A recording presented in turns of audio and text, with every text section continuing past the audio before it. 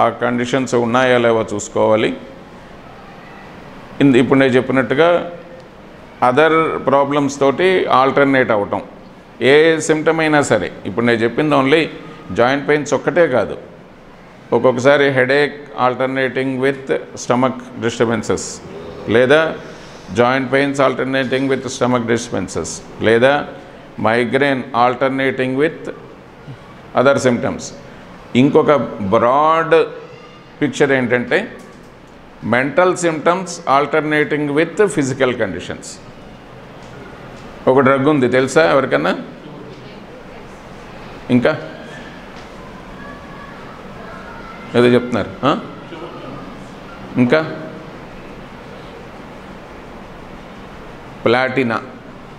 ప్లాటినా వాడికి mental symptoms alternating with physical conditions.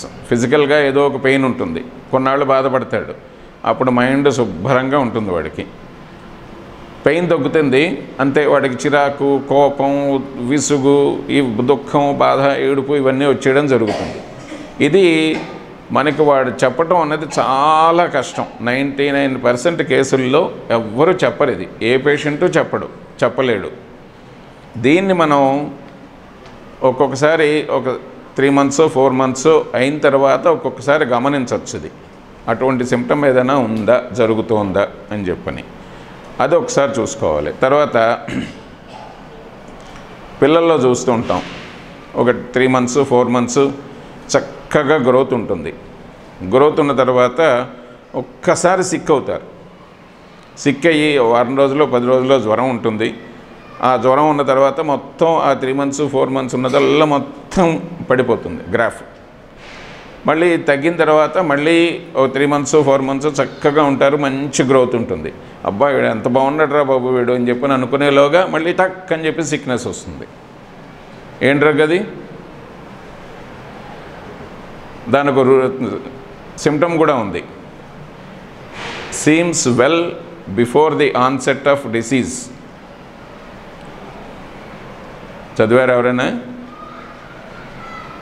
మనం keynotes లేదా మెట్రిమెడికా చదువుకున్నప్పుడు ఇటువంటి పదాలు, ఇటువంటి సెంటెన్స్లు ఎక్కడైనా దొరికితే గనక మనకు బుర్రలో గుర్తుండిపోవాలి. అది సోరినం అని చెప్పని ఒక డ్రగ్ ఉంది, ఆ సోరినంలోని ఈ సిమ్టమ్ ఉందన్నమాట. వాడు చక్కగా బాగుంటాడు, ఒకేసారి సిక్నెస్ వచ్చేస్తుంది, మళ్ళీ బాగుంటాడు, మళ్ళీ సిక్నెస్ వస్తుంది. అట్లాగా 3 months బాగుండడం, ఒకేసారి సిక్ అవటం, ఈ రకమైన కండిషన్స్ ఉంటూ ఉంటాయి. లేదా మనమే అబ్జర్వ్ చేయొచ్చు, 3 నెలల దాకా చాలా బాగున్నాడు, జ్వరం వచ్చింది, సిక్ అయ్యాడు, మళ్ళీ బాగుంటాడు, మళ్ళీ సిక్ అవుతూ ఉంటాడు. 3 months 4 months మామూలుగా సిక్ అవటం వేరు, వీడు సిక్ అవటం వేరు. అది ఎట్లాగో చెప్తాను. అది ఈ 3 monthsలోని వాడికి వచ్చిన గ్రోత్ చాలా బాగుంటుంది, చక్కగా ఉంటాడు, మెంటల్గాను ఫిజికల్గాను చక్కగా ఉంటాడు.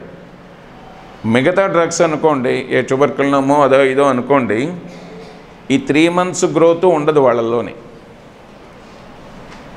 లేక అప్పుడు ఎలా ఉన్నాడో ఇప్పుడు అలాగే ఉంటాడు, జ్వరం వస్తుంది, తగ్గుతుంది, ఇంకొంచెం డిటీరియేట్ అవుతాడు, ఇంకొంచెం తగ్గుతూ ఉంటాడు. అట్లాగా గ్రాడ్యువల్ డిటీరియేషన్ వస్తూ ఉంటుంది. వాడి గ్రోత్ చార్ట్ కానివ్వండి, వాడి తాలూకా ఫిజికల్ కండిషన్లో కానివ్వండి, అపీరెన్స్లో కానివ్వండి.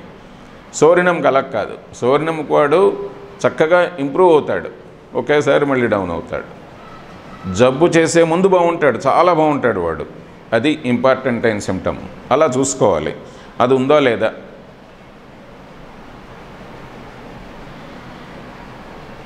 పామ్, అరిచేతులు, అరికాళ్ళు వీటిలో చెమట పోయటం, స్కిన్ సఫరింగ్స్ ఏమైనా ఉంటే వాటి details, upper extremities and lower extremities, అరిచేతులు కాళ్ళు వాటి తాలూకా బాధలు, యూరినరీ ఆర్గన్స్, యూరిన్ ఎట్లా అవుతుంది, కలరు, వాటి తాలూకా చేంజెస్. కేసెస్ శివకుమార్ గారు కేసు వచ్చిందా? కేసెస్ ఎవరు రమ్మని చెప్పాం కదా, కనుక్కోండి ఒకసారి. పేషెంట్లని రమ్మని చెప్పాం కదా. సండే కాదు, ఈరోజే సాటర్డే. సండే చెప్పారా?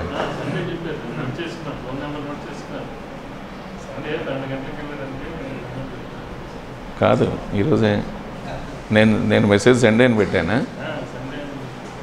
కాదు చూడండి. సరేలేండి ఇప్పుడు. సరే అయితే రేపు కూర్చుందాం అయితే రిక్వెస్ట్ మళ్ళీ. రేపు ఇంకెందుకు, రేపు వీళ్ళందరూ కేసు చెకింగ్ చేసేస్తారు కదా. సాటర్డేని పెట్టాను నేను 1వ తారీఖుని. ఇప్పుడైనా వస్తారేమో కనుక్కోండి, లేకపోతే కనుక్కుంటే ఒక హాఫ్ అన్ అవర్లో వచ్చేయమని చెప్పండి. ఫోన్ చేయండి అయితే. ఏమైంది?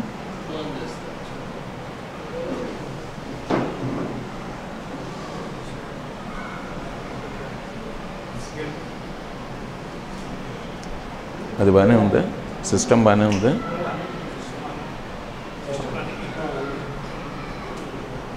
యూరిన్ కండిషన్స్ ఇవన్నీ ఒకసారి చూసుకోవటం, వీటిల్లో ఏదైనా తేడా ఉంటే అవి నోట్ చేసుకోవటం. అట్లాగే మేల్ సెక్షువల్ ఆర్గన్స్లో స్పెర్మటోరియా, తర్వాత సెక్షువల్ డిజైర్, తర్వాత sexual abuse of sexual power అంటే మాస్టర్బేషను, ఇటువంటివి. Does he always thinks of sexual pleasure? కొంతమంది ఆలోచనల్లోని ఎక్కువ భాగం ఈ సెక్స్ పరమైన ఆలోచనలే ఎక్కువ చేస్తూ ఉంటారు. ఎదర్ మేల్ ఆర్ ఫీమేల్ ఎవరైనా కానివ్వండి. అటువంటిది ఏదైనా ఉంటే ఇంతకుముందు మనం చెప్పినట్టుగా వాడు మోడెస్టీ జాగ్రత్తగా కాపాడుతూ ఈ క్వశ్చన్స్ అన్నీ అడిగి జాగ్రత్తగా మనం ఎక్స్ట్రాక్ట్ చేసుకోవచ్చు. చెప్పడానికి ఇష్టపడే పేషెంట్స్ ఉంటారు, వినడానికి మనకి ఓపిక ఉండాలి అంతేను. కొంతమంది అయితే ఇవి చెప్తూ ఉంటే వాళ్ళకి చాలా సంతోషంగా ఉంటుందట. అదొకటి పెక్యులర్ మెంటాలిటీ, అది తలకాయ నొప్పి వాళ్ళు. మనం వింటూ ఉంటే వదలరు, ఇంకా చాలా ఎక్కువ చెప్తారు, అది ప్రాబ్లము. అక్కర్లేనివన్నీను. అలాగే what about sexual power, virility or sterility? Virility అంటే బాగా ఎక్కువ స్ట్రాంగ్ డిజైర్, స్ట్రాంగ్ యాక్షన్, అంటే ఇవన్నీ వీటిల్లోకి వస్తాయి. ఏమంటారు వాటిని? అబ్నార్మల్ బిహేవియర్స్లోకి వస్తూ ఉంటాయి అన్నమాట ఇవన్నీను. అంటే మనం తీసుకునే కేసుల్లో వాడు ఎట్లాంటి బ్యాక్గ్రౌండ్ నుంచి వచ్చాడో దాన్ని బట్టి ఇవన్నీ కూడా మనం ఎక్స్ట్రాక్ట్ చేసుకోవచ్చు. ఏ పల్లెటూరు వాడో వచ్చాడో అంటే ఇవన్నీ వాడిని అడగటం అన్నది అంత అక్కర్లా, అంత అవసరం ఉండదు.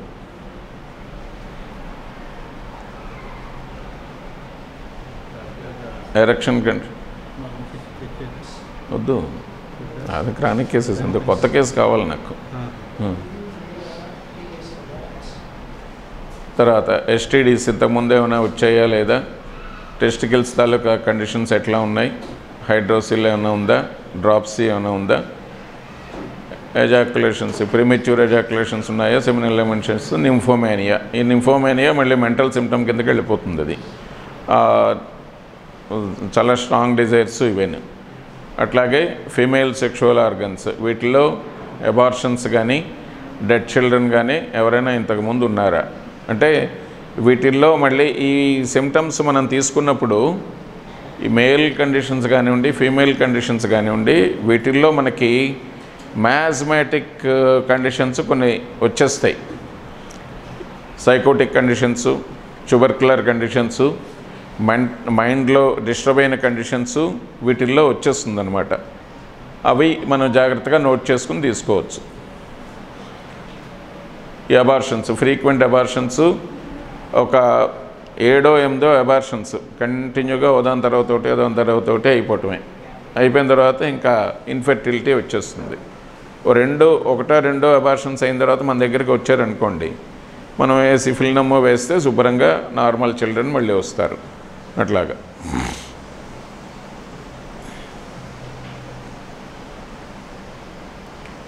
Sexual Dzire, history of prolapse of uterus ఒకటి ఫీమేల్స్లో. ఒక ఎర్లీ స్టేజ్లో అయితే కనుక మనం కొన్ని డ్రగ్స్ వేసి తగ్గించడానికి అవకాశం ఉంటుంది. నాట్రమూర్ ఒకటి, సెపియా ఒకటి, ఈ 2 స్ట్రాంగ్ డ్రగ్స్ ఇవి. అవి వాటితోటి చాలా మటుకు కొన్ని పెల్విక్ ఎక్సర్సైజెస్ చేస్తే ప్రొలాప్స్ ఆఫ్ యూటరస్ తగ్గడానికి అవకాశం ఉంది.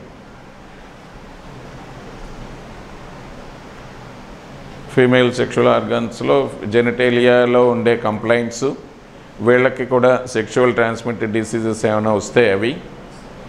తర్వాత మెన్స్ట్రువల్ కండిషన్స్లో టూ ఎర్లీ ఆర్ డిలేడ్, ఆ కండిషన్స్ మొత్తం అంతా చూసుకోవటం. తర్వాత పెయిన్ తాలూకా రీజియన్ను, తర్వాత ఈ ఓవేరియన్ పెయిన్స్ ఒక్కొక్కసారి మెన్సెస్ స్టార్ట్ అయిన ఓవులేషన్ టైంలో ఒక్కొక్కసారి వస్తూ ఉంటుంది, లేదా సిస్ట్స్ అటువంటివి ఏమైనా ఉంటే కనుక ఓవులేషన్ టైంలో ఒక్కొక్కసారి పెయిన్ ఎక్కువ వస్తూ ఉంటుంది. లెఫ్ట్ ఓవరీలో పెయిన్ వస్తే కొన్ని డ్రగ్స్ ఉన్నాయి, రైట్ ఓవరీలో పెయిన్ వస్తే కొన్ని డ్రగ్స్ ఉన్నాయి. ఈ ఓవేరియన్ పెయిన్ ఎటుపక్క వస్తుందో మనం జాగ్రత్తగా చూసుకుంటే దాన్ని బట్టి ఆ గ్రూప్ ఆఫ్ డ్రగ్స్లోకి వెళ్ళచ్చు. క్రానిక్ ప్రిస్క్రిప్షన్ ఇచ్చినప్పుడు మనం జనరల్ పేషెంట్ మొత్తం అంతా చూసి మందిస్తాము. ఎక్యూట్ కండిషన్ పెయిన్లో ఉన్నప్పుడు మాత్రం మనం రైట్ సైడు లెఫ్ట్ సైడు ఆ కండిషన్ చూసుకుని ఎక్యూట్గా ఉండే డ్రగ్ ఇచ్చేసుకుంటే పెయిన్ వెంటనే తగ్గుతూ ఉంటుంది. రైట్ సైడ్ అయితే రైట్ సైడ్ ఓవరీస్ ఎఫెక్షన్స్ చెప్పగలరా? ఎపిస్ ఇంకా వినిపించాలి. ఇంకేమున్నాయి? లైకోపోడియం, ఇంకా ఫాస్ఫరస్, ఇంకా పల్స్టిల్లా, ఇంకా రైట్ సైడ్ నేను అడిగింది. రైట్ సైడ్ పల్స్టిల్లా ఉండదు, తక్కువ, unless she is a pulsatilla patient. కాస్టికమ్మ, కాస్టికమ్ ఓవేరియన్ పెయిన్ ఉంటుందా? తక్కువ, ఏమో నేను ఇంతవరకు ఇవ్వలేదు. ఓకే. పోడోఫిల్లం ఒకటి, తర్వాత ఎపిస్ ఒకటి, లైకోపోడియం ఒకటి, చెల్డోనియం కూడా కొంత పనిచేస్తుంది. ఫాస్ఫరస్ బ్లీడింగ్ తోటి అసోసియేట్ అయి ఉంటే ఫాస్ఫరస్ పనిచేస్తుంది, సాంగనేరియా ఉండదు. అంటే డ్రగ్ తాలూకా పర్వ్యూ ఒకటి మనం దృష్టిలో పెట్టుకోవాలి. డ్రగ్ మనకి ఏ రకమైన టిష్యూస్ మీద అది యాక్షన్ చేస్తుందో అది చూసుకోవాలి. కొత్త పేషెంటా? వచ్చేమనండి అయితే పంపించండి. దాన్ని బట్టి right side left side affinity బట్టి పెయిన్ వస్తూ ఉంటుంది. తర్వాత లేదా ఓవేరియన్ పెయిన్లోనే అంబిలికల్ రీజియన్లో వచ్చే పెయిన్ ఒకటి ఉంటుంది, లేదా మెన్స్ట్రువల్ పెయిన్లోనే అంబిలికల్ రీజియన్లో పెయిన్ ఉంటూ ఉంటుంది. సో దానికి ఏ మందు ఉంటుంది అంబిలికస్ దగ్గర వచ్చే పెయిన్కి? Okay, right. మీరంతా బాగా చాలా థరోగా ఉన్నారు, మెట్రోమెడికల్గా థరోగా ఉన్నారు. కూర్చో.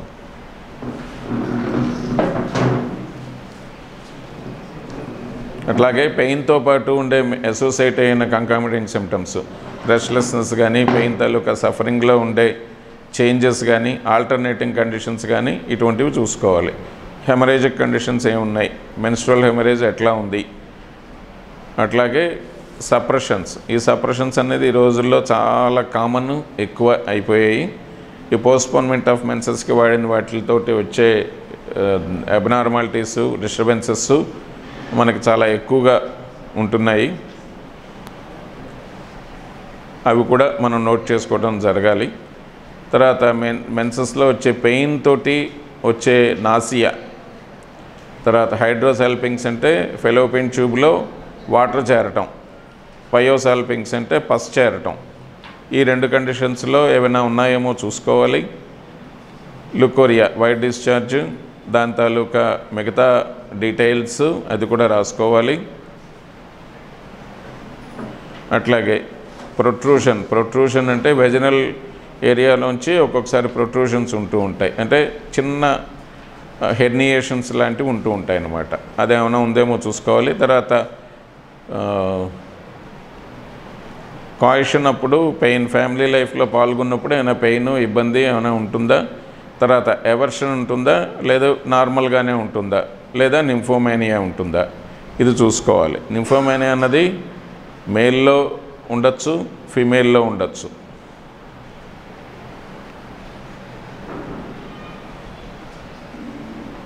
నా దగ్గరికి ఒక సీనియర్ ప్రొఫెసర్ గారు 57 ఏళ్ళ వయసు అయిన ఒక ఆయన వచ్చి ఏడుస్తూ కూర్చున్నాడు. ఏమిటండి అంటేను, ఒకసారి నేను చచ్చిపోతున్నానండి మా ఆవిడతో వేగలేక. ఏమైనా హింసిస్తోందేమో, ఈవిడ బాగా బాధలు పెట్టేస్తోందేమో, అది కొనమని చెప్పి ఇది కొనమని చెప్పని. అంటే సార్ మీకేమండి బాగానే ఉన్నారు కదా, ఆవిడ అడిగింది ఏదో ఇవ్వచ్చు కదా అంటేను. సార్ ఏం చెప్తామండి, రోజు నన్ను వచ్చి పక్కలో పడుకోమంటుంది, నేను అంతకని చేస్తాను, 25 ఏళ్ళు 30 ఏళ్ళు పెళ్ళైన దగ్గర నుంచి ఇదే బాధ నాకు అని చెప్పని పాపం చాలా బాధపడుతూ ఏడ్చాడు.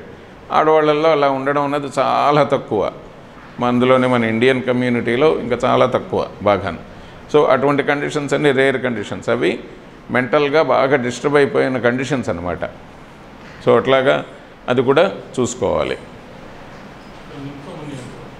నింఫోమేనియా, అట్లాగే మెన్సెస్ ఫస్ట్ ఎప్పుడు స్టార్ట్ అయింది, మెన్సెస్ గురించి సెపరేట్గా ఒక చాప్టర్ అన్నది ఇవ్వడం జరిగింది.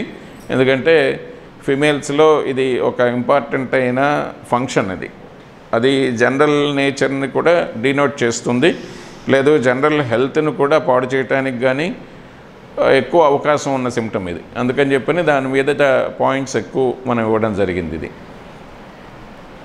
మెన్స్ట్రుయేషన్ ఎప్పుడు స్టార్ట్ అయింది, ఇది స్టార్ట్ అయినప్పుడు పెయిన్ ఏమైనా ఉంటుందా, ముందు వస్తుందా తర్వాత వస్తుందా, ఏ రకమైన ఇంటర్వెల్స్లో ఉంటుంది, ఇది చూసుకోవాలి ఈ టైం. డిస్మెనోరియాకి సంబంధించిన సిమ్టమ్స్ అన్నమాట ఇవి. అట్లాగే డిశ్చార్జ్ తాలూకా కండిషన్స్ ఎట్లా ఉన్నాయి ఇవన్నీ చూసుకోవాలి. తర్వాత క్వాంటిటీ ఆఫ్ డిశ్చార్జ్ ఎంత అవుతుంది, ఎక్కువ అవుతుందా, నార్మల్గా ఉంటుందా, క్లాట్స్ ఉంటున్నాయా లేదా, ఇవి. నెక్స్ట్ పాయింట్ స్కిన్ డిసీజెస్ ఈ రోజుల్లో మనకి most of the cases suppressed కండిషన్సే ఉంటున్నాయి. సో ఇప్పుడు ఇన్ని పెయిన్స్, ఇన్ని తాలూకు జబ్బులు పెరిగిపోవడానికి కారణం ఏంటంటే స్వరాన్ని మనం బాగా సప్రెస్ చేసేస్తున్నాం. చిన్న రింగువామ్ వచ్చిందంటే చాలు వెళ్ళి ఆయింట్మెంట్ పూసుకోవటం రావటం, దాంతో ఏ కండిషన్సో లంగ్ కండిషన్సో రెస్పిరేటరీ కండిషన్సో లేదా మెన్స్ట్రువల్ కండిషన్స్, బాడీలో ఏ పార్ట్ వీక్గా ఉంటే ఆ పార్ట్ డిస్టర్బెన్సెస్ మొదలైపోవటం. వీటిని మనం ఎంత తక్కువగా మాట్లాడుకుంటే అంత బెటర్. ఎందుకంటే వీటిల్లో మనకి సిమ్టమ్స్ ఏమీ దొరికి చావట్లేదు ఈ రోజుల్లో. ఒకప్పుడు విపరీతంగా స్కిన్ డిసీజెస్ ఎక్కువ వచ్చేవి, దాంతో మిగతా హెల్త్ అంతా బాగుండేది. ఇప్పుడు రావడం ఆగిపోయింది, వచ్చిన తర్వాత సప్రెషను ఎక్కువైపోయింది ఇమ్మీడియట్గాను. అది పస్ ఫార్మేషన్, మొత్తం బాయిల్స్, వాట్స్ ఇటువంటివైనా ఉంటే అవి నోట్ చేసుకోవాలి. తర్వాత ఫీవర్ కండిషన్ ఒకటి, ఇది అక్యూట్లోని ఫీవర్ కండిషన్స్ చూసుకోవాలి. ఇది ఫీవర్ ఏ రకమైన ఫీవర్ వస్తుంది, ఫీవర్ ఉన్న టైంలో మామూలుగా ఉంటున్నాడా, రెస్ట్లెస్గా ఉంటున్నాడా, ఏ టైంలో పెరుగుతోంది, ఏ టైంలో వస్తుంది, థర్స్ట్ ఫీవర్ వచ్చినప్పుడు ఎట్లాంటి థర్స్ట్ ఉంటుంది, ఇవన్నీ చూసుకోవాలి. తర్వాత సెరిబ్రల్ ఫీవర్స్, ఇది ఒక్కొక్కసారి మెనింజియల్ ఫీవర్స్లో కొంచెం జాగ్రత్తగా మనం చూసుకోవాలి. మెనింజియల్ ఫీవర్లో మెయిన్ ఏంటంటే ఆక్సిపిటల్ హెడేక్స్, వెనక భాగంలో ఉండే తలనొప్పుల్లోని మెనింజియల్ సిమ్టమ్స్ ఎక్కువ ఇండికేట్ చేస్తుంటాయి. లేదా మెడ వెనక్కి ఇలాగా ఉంచేసి ఉండే పరిస్థితుల్లో మెనింజియల్ ఇన్వాల్వ్మెంట్ వస్తున్నదని చెప్పి ఒక లెక్క అనమాట. అటువంటి నెక్ బెండ్ అయిపోయిన కండిషన్స్ ఏమైనా ఉంటే అవి కూడా మనం నోట్ చేసుకుని రాసుకోవాలి. నా దగ్గరకు ఒక ఇయర్ పెయిన్ వచ్చిన కుర్రాడు ఒకడు వచ్చాడు, రైట్ సైడు చెవిలో నొప్పి, వాడికి పస్ ఫార్మేషన్ వస్తుంది, ఎంత ఒక 15-20 డేస్ నుంచి వస్తుంది. అది సివియర్ పెయిన్, పస్ ఫార్మేషను.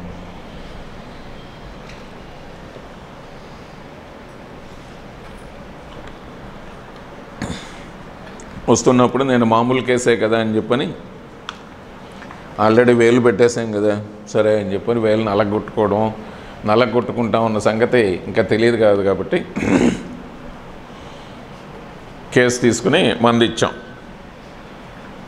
మందు ఇవ్వబోతుంటే ఆ పిల్లాడు చెప్పాడు, సార్ ఇక్కడ నొప్పి వస్తుందండి నాకు, మడిలాగా వెనక్కి పట్టుకుని అంటే కానీ నాకు నొప్పి తగ్గట్లేదు. అంటే చెవి నొప్పి వస్తుందా, ఈ నొప్పి వస్తుందంటే చెవి నొప్పి వచ్చినప్పుడే ఈ నొప్పి కూడా వస్తుందండి అని చెప్పి అన్నాడు. అమ్మో అని చెప్పని మెనింజియల్ ఇన్వాల్వ్మెంట్ గ్యారంటీగా అప్పుడే అయిపోయింది. ఎందుకంటే పస్ కాస్త చెవిలోంచి లోపలికి వెళ్ళిపోయి బ్రెయిన్కి వెళ్ళే పరిస్థితుల్లో ఉన్నప్పుడు మెనింజియల్ ఇన్వాల్వ్మెంట్ వచ్చేస్తుంది.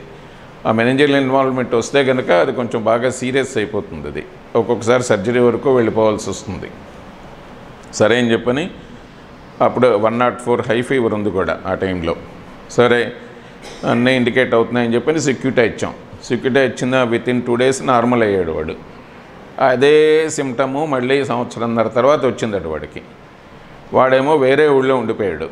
వాళ్ళ నాన్న ఏమో ఇక్కడ యూనివర్సిటీ ఎంప్లాయ్ నా దగ్గర తీసుకొచ్చాడు ఫస్ట్ టైము. వాడు వేరే ఊళ్ళో ఉండిపోతే అప్పుడు మళ్ళీ ఇంకా పట్టుకెళ్ళిపోయి అప్పుడు మాస్టాయిడెక్టమీ చేసి పస్ అంతా మొత్తం రిమూవ్ చేసి చేయాల్సి వచ్చింది. ఈ 1.5 yearలో ఏం జరిగింది, వాడు మన దగ్గర క్రానిక్ ట్రీట్మెంట్ తీసుకోలేదు. తీసుకుని ఉంటే మనం ఏ సోరినమ్మో ఏ ట్యూబర్కులినమ్మో వాడి కాన్స్టిట్యూషన్ బట్టి మనం వేసుంటే నెక్స్ట్ టైం వచ్చిన అటాక్ అంతవరకు వెళ్ళేది కాదు ఇంకా. సో అది జరగలేదు కాబట్టి అది కేసు మళ్ళీ పార్షియల్గా మన దగ్గర అయితే తగ్గింది, మళ్ళీ ఇంకో దగ్గరికి వచ్చేసరికి వెళ్ళిపోవాల్సి వస్తుందన్నమాట. అట్లాగా అదొకటి తీసుకోవాలి. సెరిబ్రల్ ఫీవర్స్లోని మెనింజల్ ఇన్వాల్వ్మెంట్స్లోని ఆ రకమైన జాగ్రత్తలు తీసుకోవాలి. తర్వాత ప్రోడ్రోమ్ ఫీవర్ వచ్చే ముందు ఏ సిమ్టమ్స్ ఉంటున్నాయి, ఏ సిమ్టమ్స్ వచ్చాయి, జ్వరం వచ్చిన తర్వాత ఏమిటి ఉంటున్నాయి, ఎలా ఉంటుంది, అంత తగ్గుతోంది. ఇందాక మనం మాట్లాడుకున్నాం మలేరియల్ కండిషన్లోని అదే కండిషను మనకి అన్ని ఫీవర్స్లోనే అప్లై అవుతుంది. అది ప్రోడ్రోము, ప్రోగ్రెస్, డిక్లైన్. అంటే ప్రోడ్రోమ్లో కొన్ని సిమ్టమ్స్ ఉంటాయి, ప్రోగ్రెస్ అయ్యేసరికి చలి తర్వాత హీటు, ఈ రెండు ఆల్టర్నేటింగ్ కండిషన్స్. ఒక్కొక్కసారి ముందు హీట్ వస్తుంది తర్వాత చిల్లు వస్తుంది, లేదా ముందు చిల్లు వస్తుంది తర్వాత హీట్ వస్తుంది. ఏది వస్తుందో దాన్ని బట్టి పర్టికులర్ డ్రగ్స్ ఉన్నాయి కొన్ని మనకి.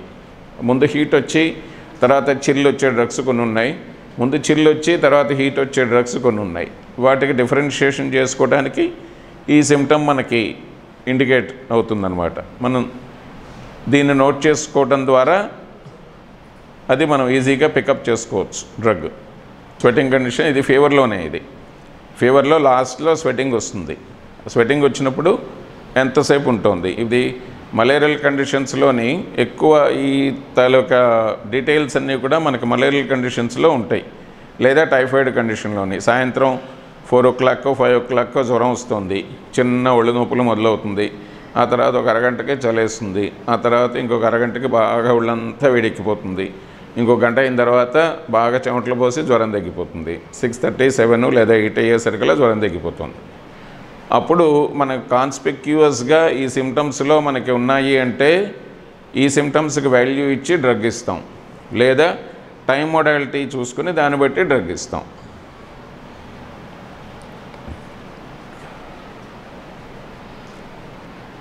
తర్వాత ఫీవర్ తగ్గిన తర్వాత ఒక ఫీవర్ ఎపిసోడ్కి ఇంకో ఫీవర్ ఎపిసోడ్కి మధ్యలో సిమ్టమ్స్ ఏమున్నాయో కూడా ఒకసారి మనం చూసుకోవాలి.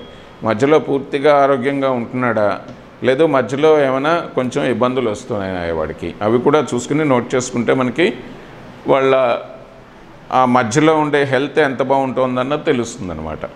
ఒక్కొక్కసారి రోజు విడిచి రోజు జ్వరం వస్తూ ఉంటుంది.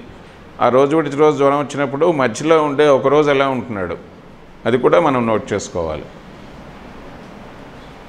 అట్లాగే జ్వరంలో ఉండే డెలీరియం ప్రాసెస్, ఈ డెలీరియం ఏమైనా ఉందా,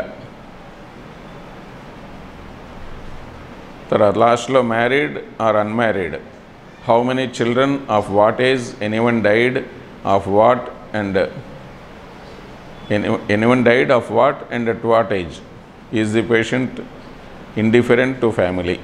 ఇదొకటి మెంటల్ సిమ్టము. పైవన్నీ కూడా జనరల్ కండిషన్స్.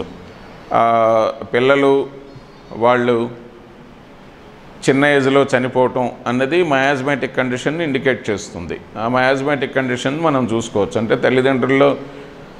తల్లిలో మన దగ్గరికి ట్రీట్మెంట్కి వచ్చారు, వచ్చినప్పుడు ఈ పాయింట్ మనం నోట్ చేసుకుంటే కనుక మయాజ్మాటిక్ కండిషన్స్ ఏ ఉన్నాయో మనకు తెలుస్తాయి అన్నమాట. తర్వాత పేషెంట్ ఫ్యామిలీ పట్ల ఎఫెక్షనేట్గా ఉన్నాడా, లేదా ఇండిఫరెంట్గా ఉన్నాడా, అంటే పట్టించుకోకుండా వాళ్ళ పని వాళ్ళది నా పని అది అన్నట్టుగా ఉంటున్నాడా. సో అది చూస్తే మేల్స్లో ఫ్యామిలీ పట్ల ఇండిఫరెంట్గా ఉంటే కొన్ని డ్రగ్స్, ఫీమేల్స్లో ఫ్యామిలీ పట్ల ఇండిఫరెంట్గా ఉంటే కొన్ని డ్రగ్స్ ఇండికేట్ అవుతాయి. ఇది మనం వైఫ్నో హస్బెండ్నో కనుక్కుంటే ఈజీగా తెలిసిపోతుంది. అది మిమ్మల్ని ఎలా చూస్తాడమంటే చాలా బాగా చూస్తాడండి, లేదంటే అసలు పట్టించుకోడండి, వాడి పని వాడిది, అలవాట్లు వాడివి, వాడి బాధ్యత ఉండదు అసలు, ఏమేమంటే అసలు అభిమానం ప్రేమ ఉందో లేదో తెలియదు మాకు అని చెప్పి చెప్తూ ఉంటారు. మేల్స్ అయితే డ్రగ్ ఏమిటి, ఫీమేల్స్ మీరు అందరూ ఈజీగా చెప్పేస్తారు. మేల్స్ అయితే డ్రగ్ ఏమిటి,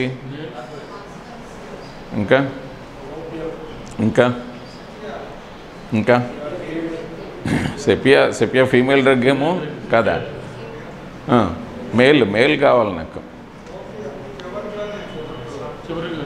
కాదు ఏవి కావు, ఏది కాదు. సో మీకన్నా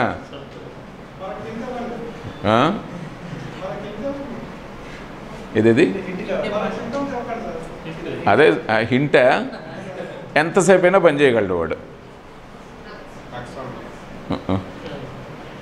అంటే ఫిజికల్ ఎండ్యూరెన్స్ చాలా ఎక్కువ ఉంటుంది.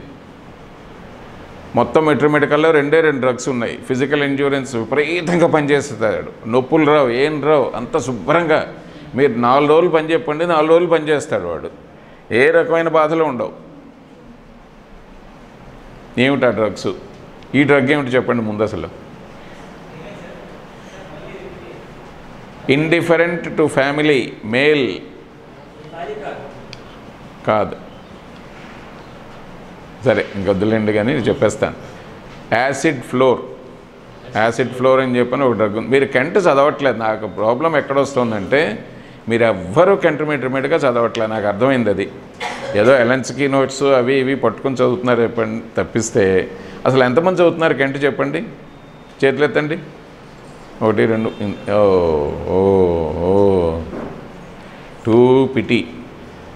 టూ పిటి అమ్మో. అసలు మనకి ఫస్ట్ మనం పట్టుకోవాల్సిన మెట్రోమెటికా కెంటే. అది పట్టుకోవడం మానేసి మనం హోమియోపతి నేర్చుకుంటాం, హోమియోపతి చేస్తామని చెప్పి అనుకోవటం చాలా ఇగ్నోరెన్స్లో మనం ఉన్నట్లు లెక్క. కెంట్ రాస్తాడు ఫ్లోరిక్ యాసిడ్లోని, చదవండి, ఇట్స్ ఎ వండర్ఫుల్ డ్రగ్. అట్లా ఇంకో క్వశ్చన్ అడిగాను నేను, ఏమిటది? ఫిజికల్ ఎండ్యూరెన్స్ ఎవరికి ఎక్కువ ఉంటుంది అని చెప్పని. ఒక డ్రగ్ యాసిడ్ ఫ్లోర్ వచ్చింది కదా. ఇంకోటి ఇంకో డ్రగ్ క్యాలీ గ్రూప్లో ఉంది, అది చెప్పండి. క్యాలీ KALI క్యాలీ గ్రూప్లో ఉంది. జనరల్గా క్యాలీ వాడికి ఫెటిగ్ ఎక్కువ ఉంటుంది, ఫిజికల్ ఎండ్యూరెన్స్ చాలా తక్కువ, తొందరగా అలసిపోతాడు. కానీ ఆ పర్టికులర్ డ్రగ్ క్యాలీ నేను చెప్పాను క్యాలీని కాదు క్యాలీ అయోడ్ అని చెప్పని అది చెప్తున్నాను కదా. కెంట్ చదివితే ఇవన్నీ మీకు ఈజీగా వస్తాయి.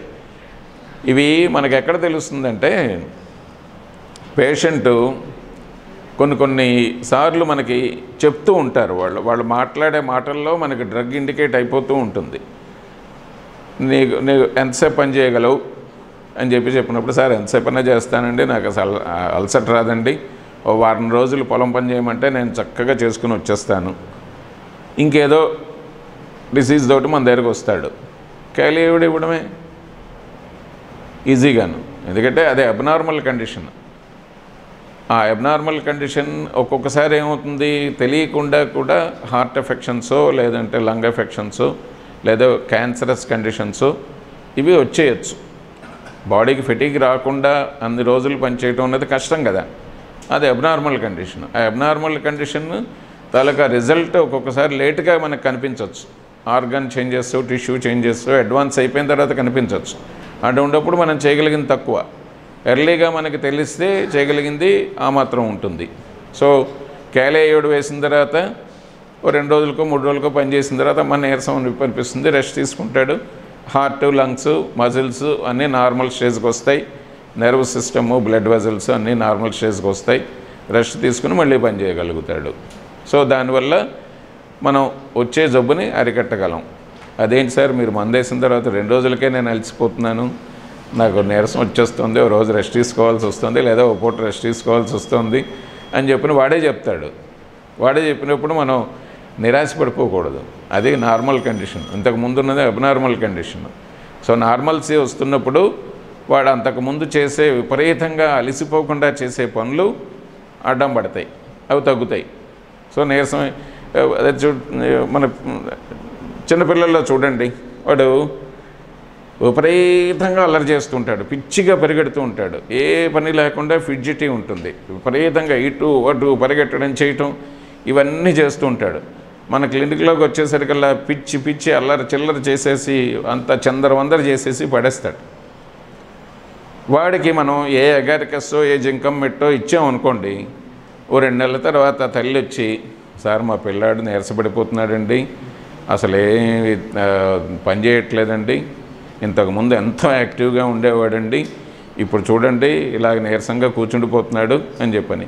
ఏం కూర్చుంటున్నాడమ్మా, చదువుతున్నాడా లేదంటే, చదువుతున్నాడండి, పుస్తకం పట్టుకుంటున్నాడండి, ఇప్పుడు ఇంతకుముందు అసలు పట్టుకునేవాడు కాదండి అని చెప్పని. ఆ తల్లికి ఏమిటి, ఇంతకుముందు తిరిగినట్టు అల్లరి చేసినట్టు వాడు చేయట్లేదని. కానీ మనకు కావాల్సిందేంటి, వాడు జబ్బు తగ్గింది, అది మనం ఇన్ఫరెన్స్ తీసుకోవాలి. అంతే తెప్పిస్తే పేషెంట్ తాలూకా అటెండెన్స్ తాలూకా కన్సర్న్ అన్నది మనం వాళ్ళు ఎడ్యుకేట్ చేస్తే సరిపోతుంది. అట్లాగా టీ బ్రేకా,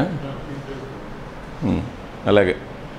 సో ఆగండి, అయిపోయింది, ఇంకేం లేదు. అది లాస్ట్ వచ్చాం. ఫ్యామిలీ హిస్టరీ తీసుకుంటే ఫాదరు మదరు 4 ఫాదర్స్లో వీళ్ళల్లో ఎవరికన్నా ఇన్సానిటీ కానీ, ఆస్తమా కానీ, గోనోకోకల్ అదే ఎస్టీడీస్ కానీ ఇవేమైనా ఉన్నాయా, క్యాన్సరు, సూసైడల్ టెండెన్సీసు, ట్యూబర్క్లోసిస్ ఉందా, వీటి నుంచి వచ్చే మనకి ఇన్ఫర్మేషను మయాజమాటిక్ కండిషన్స్కి ఉపయోగపడుతుంది. వీడు ఏ మయాజంలోకి వస్తాడు అన్నది ఈజీగా తెలిసిపోతుంది అనమాట. అంటే ఫాదర్ మన దగ్గరికి ట్రీట్మెంట్కి వస్తూ ఉంటాడు, వాడికి ఎప్పుడూ యూరినరీ ట్రాక్ట్ ఇన్ఫెక్షన్స్, ఎప్పుడూ మనం ఏ మెడోర్నమో తూజానో వేయాల్సి వస్తూనే ఉంటుంది. పిల్లాడికి సార్ వాడు 10 ఏళ్ళు 12 ఏళ్ళు వచ్చాయనుకోండి, వాడికి చిన్న జలుబు వచ్చిందండి, ఒక 4 రోజుల నుంచి తరచుగా జలుబు వస్తుంది, అంతే, అంతకు మించి ఇంకే జబ్బు లేదు వాడికి అని చెప్పి తీసుకొచ్చినప్పుడు మనం డైరెక్ట్గా మెడోర్నం కొట్టేయచ్చు.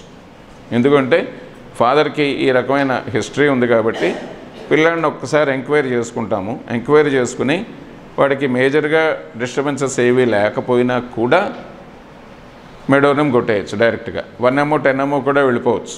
అంటే 10M సిమ్టమ్స్ ఏదైనా మెంటల్గా అబరేషన్స్ చిన్న ఉంటే 10Mకి వెళ్ళిపోవచ్చు.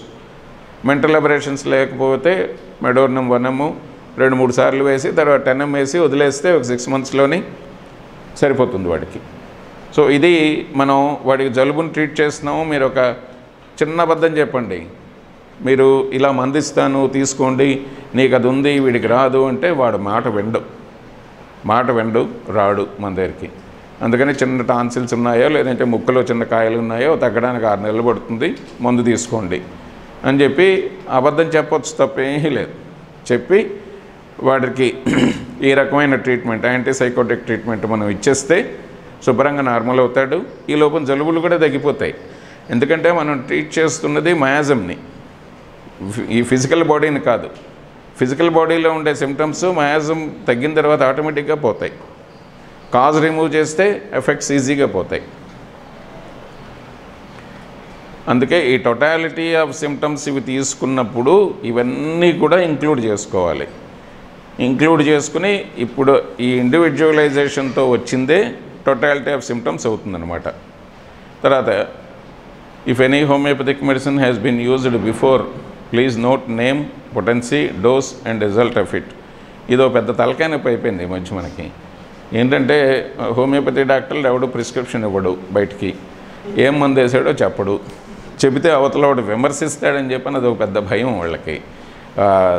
నేను ఇచ్చిన మందు తప్పు అంటాడేమో, నన్ను విమర్శిస్తాడేమో, లేదా ఇంకో తలకాయ నొప్పి కూడా ఉంటుంది. ఏంటంటే పేషెంట్ ఆ మందు తీసుకుని వేసేసుకుంటాడు, డాక్టర్ దగ్గరికి రాడు, అదో పెద్ద హెడేక్.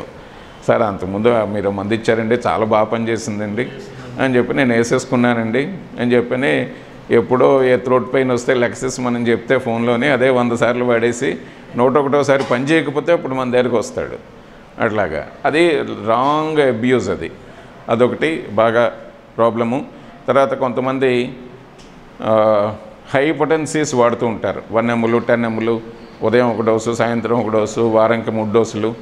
ఈ రకమైన పొటెన్సీస్ ఫ్రీక్వెంట్గా ఇచ్చేయటం, హైపోటెన్సీస్ ఫ్రీక్వెంట్గా ఇచ్చేయడం జరుగుతుంది. అటువంటి కండిషన్స్ ఉన్నప్పుడు మనం ఇంతకుముందు కేస్ టేకింగ్ పొద్దున్నలో చెప్పుకున్న ప్రికాషన్స్లోని సిమ్టమ్స్ మాస్క్ అయిపోయి ఉంటాయి.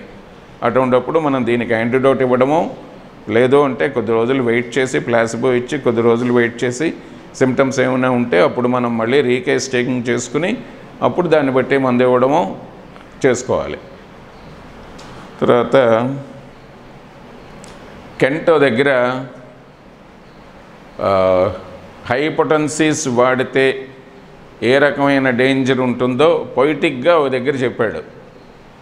ఏ డ్రగ్లో ఉందో చెప్పగలరా? అది కాదు లేదా? చెప్తాను, చదివి చెప్తాను, అది మీకు తెలుసు. బాగా మంచి పొయిటిక్ ఎక్స్ప్రెషన్ అనమాట. అంటే కవిత్వంతో కూడిన ఎక్స్ప్రెషన్ ఒక మహానుభావుడు రాస్తే ఎంత బాగుంటుందో తెలుస్తుందన్నమాట.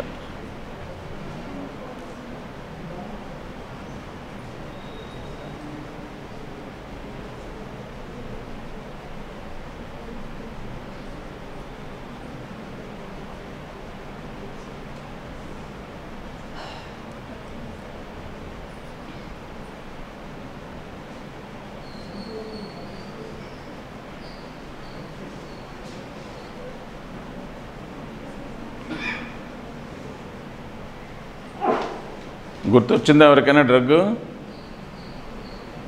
కెంట చదివేవాళ్ళు చెప్పండి చాలు.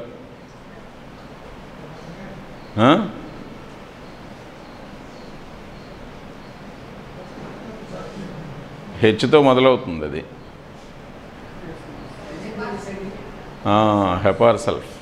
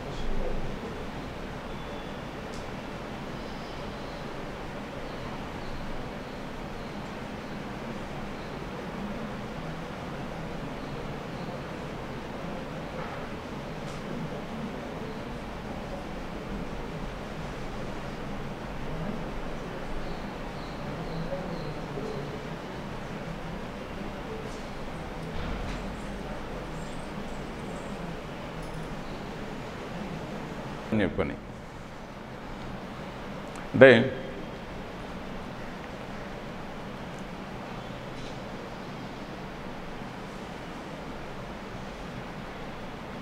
if sour medicines were not powerful enough to kill folks, they would not be powerful enough to cure sick folks. అంటే ఆ మెడిసిన్ పవర్ఫుల్గా ఎట్లా తయారవుతుందంటే క్రూడ్ ఫామ్లో ఆ మెడిసిన్ ఇచ్చినప్పుడు ఎవరినైనా చంపేసేటంత బలం దానికి ఉంటే క్రూడ్ ఫామ్లోని, అదే దాన్ని పొటెంటైజ్ చేసినప్పుడు దాని పవర్స్ ఇంక్రీజ్ అయ్యి క్యూర్ చేయగలిగే పరిస్థితి వస్తుంది. సిక్గా ఉండేవాళ్ళని క్యూర్ చేసే పరిస్థితి వస్తుంది. ఇఫ్ సవర్ మెడిసిన్ అంటే మనం క్రూడ్ ఫామ్ అని చెప్పి తీసుకోవాలన్నమాట. క్రూడ్ ఫామ్లో తీసుకుని were not powerful enough to kill folks, అది చంపేటంత బలం లేకపోతే క్యూర్ చేసేటంత బలం ఉండదు. అదొక స్ట్రాంగ్ పాయింట్ అనమాట. It is well for you to realize that you are dealing with razors when dealing with hypotensies. మనం హైపోటెన్సీస్ వాడుతున్నప్పుడు రేజర్తో మనం అయితే ఎంత జాగ్రత్తగా ఉంటామో అంత జాగ్రత్తగా ఉండాలన్నమాట. సో ఆ రకమైన జాగ్రత్త ఎందుకు తీసుకోవాలి అన్నది కెంట్ చెప్తాడు. I would rather be in a room with a dozen Negroes slashing with razors than in the hands of an ignorant prescriber of hypotensis.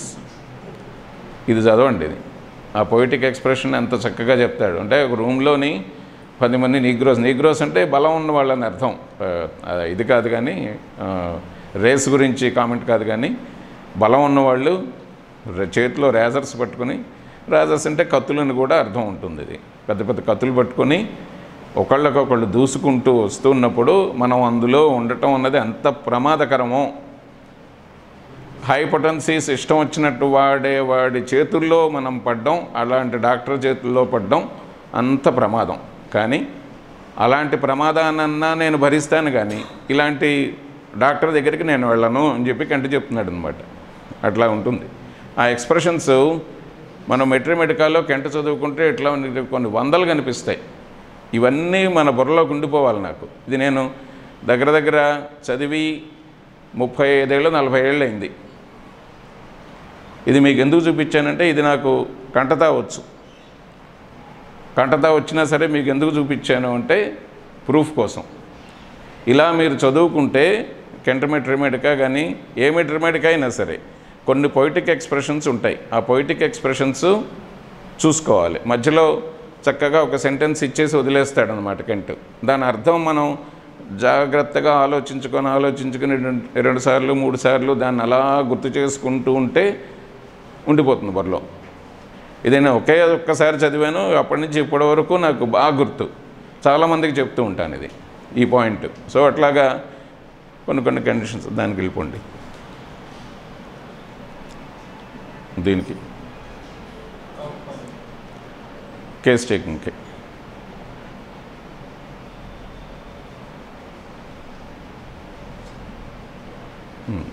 అయిపోయింది. ఇంకా అక్కర్లేదులేండి, సరే చేసేయండి.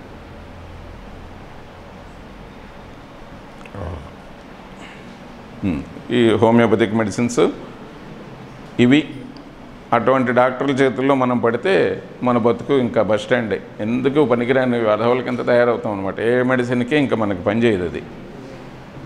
అట్లాగే ప్రిస్క్రిప్షన్ చార్ట్ ఒకటి మనం తయారు చేసుకోవటం, ఏ డేట్లో వచ్చాడు, డయాగ్నోసిస్ ఏమిటి, డయాగ్నోసిస్లో మన డిసీజ్ డయాగ్నోసిస్ రాసుకోవచ్చు, మయాజమ్ డయాగ్నోసిస్ కూడా మనం రాసుకోవచ్చు. మెడిసిన్ ఏమి ఇచ్చాం, పొటెన్సీ ఏమి ఇచ్చాం, డోస్ ఏమిటి ఇచ్చాం, రిమార్క్స్ ఏమిటి, మనం అంటే ప్రిస్క్రిప్షన్కి కావాల్సిన రిమార్క్స్ ఏవో ఇక్కడ రాసుకోవచ్చు మనం. ఆయన ఫస్ట్ కంపైల్ చేసిన ఆయన సన్యాసయ్య గారు, రివైజ్ చేసిన ఆయన నేను. ఇది సరిపోతుంది. మనం టీ బ్రేక్ ఒక పావు గంట కేసు ఒకటి తీసుకుందాము.